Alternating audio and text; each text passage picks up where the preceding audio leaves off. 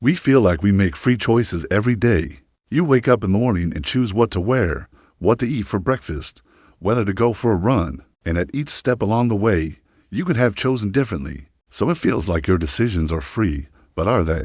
Neuroscience suggests that the brain starts making decisions milliseconds before you are even aware of them. If that's the case, does that mean free will is an illusion? Is our behavior just a reaction to hidden brain commands? Or does awareness still give us the power to choose differently? It all starts with an idea that most of us have. Our choices are free, which means we have complete control over our decisions and actions. It seems obvious, but it's actually a surprisingly complex idea. Neuroscientists and philosophers have been debating what free will actually means, and whether we have it at all for decades. In recent years, neuroscience has started to shed light on the question. Studies show that the brain starts to make decisions before you're consciously aware of making that decision. For example, in one study published in 2008, researchers monitored the activity of 10 volunteers' brains. While they performed a simple hand-eye coordination task, they had to press a button as soon as they saw a red square on the screen, and they were paid money for how quickly they responded. The participants' accuracy was about 80%. They weren't always successful, but when they were, an area of their prefrontal cortex lit up before they consciously registered, having made the decision to press the button. Basically, their brains started making decisions before they knew they were making decisions.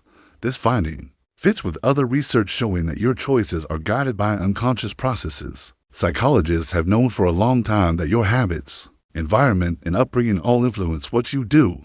But neuroscientists now know that these influences affect you on a deeper level. Your everyday experiences shape your brain's neural pathways, meaning your personal and social experiences literally change the physical structure of your brain, which in turn affects how you think and behave. So if your choices are influenced by hidden brain processes and outside factors, does that mean you don't have free will? Some philosophers say yes.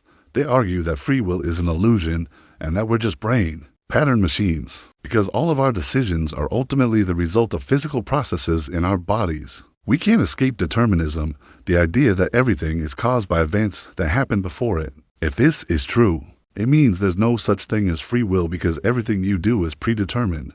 But other philosophers disagree. They argue that even though the brain is making decisions before you're consciously aware of them, that doesn't mean you don't have free will. After all, you can't consciously access most of the brain's processes. But that doesn't mean you don't have the free will to choose whether or not to brush your teeth. Today, it's the same thing with your decisions. Just because your brain is making decisions at a subconscious level doesn't mean you don't have free will. You may not be in complete control of your actions, but you are in control of your fate. And some neuroscientists agree with this. They point out that even if the brain is making decisions unconsciously, those decisions still have to be carried out by you. Ultimately, you are still responsible for your behavior. So what does this all mean? Do we have free will? Well, the jury's still out.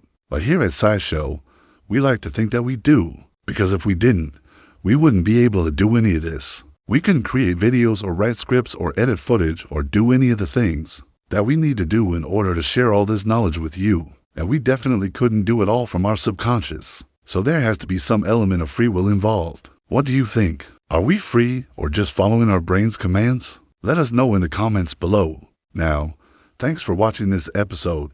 If you want to help keep it free for everyone forever, you can join our community on a crowdfunding platform.